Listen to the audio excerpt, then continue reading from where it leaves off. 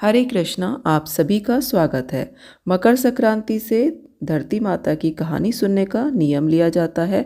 तो आज हम धरती माता की कहानी का श्रवण करेंगे। एक माँ थी, उसके एक बेटी व एक बेटा, दोनों छोटे छोटे थे। माँ गरीब थी, वह मजदूरी करके अपना गुजारा चलाती थी। धीरे धीरे बच्चे बड़े होने लगे, बेटी शादी के योग्य होने लगी, माँ बूढ़ी हो गई। माँ ने बेटे से कहा, बेटा तेरी बहन विवाह योग्य हो गई है, अतः तुम्हारे जैसा घर व वर देखकर उसकी शादी करना। ऐसा कहकर माँ तो कुछ दिनों बाद स्वर्ग सिधार गई। भाई गांव गांव घूमा, लेकिन बहन के योग्य कोई वर नहीं मिला। वह घूम घूम के थक गया। बैठे बैठे उसने सोचा कि मैं ही उससे शादी कर लूं तो कैसा रहेगा। ऐसा सोचकर वह चुनरी और सामान लेकर आ गया। बहन ने कहा, यह सब सामान क्यों लाए हो? भाई ने बोला, तेरी शादी है। मोहल्ले वालों ने बहन से कहा कि तुम्हारा भाई ही तुमसे शादी कर रहा है। बहन ने भाई से पूछा, मेरी शादी किससे कर रहे हो? भाई कुछ नहीं बोला तो बहन समझ गई।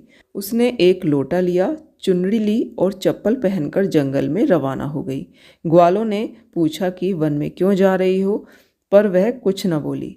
वन में जाकर धरती माँ को पुकारने लगी और बोली, हे माँ, तू ही मेरी लाज रखना, नहीं तो अन्याय हो जाएगा। मैं क्या करूं? मुझे अपनी गोद में ले लो, नहीं तो यहीं पर मर जाऊंगी। धरती माँ फटी तो बहन ने एक तरफ लोटा, चुनरी, चप्पल रख दिए और धरती में जाने लगी। इतने में दौड़ता हुआ भाई वन में आया और ग्वालों से पूछा कि उसकी बहन को किस तरफ जाते हुए देखा है। ग्वालों ने कहा, तेरी बहन उधर गई है। वह बहन बहन पुकारता हुआ दौड़ा तो बहन धरती में अंदर समा रही थी। थोड़े बाल ही दिख रहे थे। उसने बहन के बाल मुट्ठी में पकड़े और रोने लगा। बहन तू सत के लिए धरती माँ की गोद में समा गई।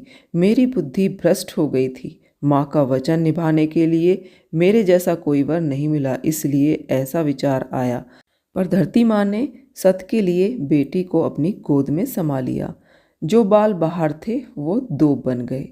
तो इस तरह से धरती माता की कहानी संपन्न होती है। बोलिए धरती माता की जय।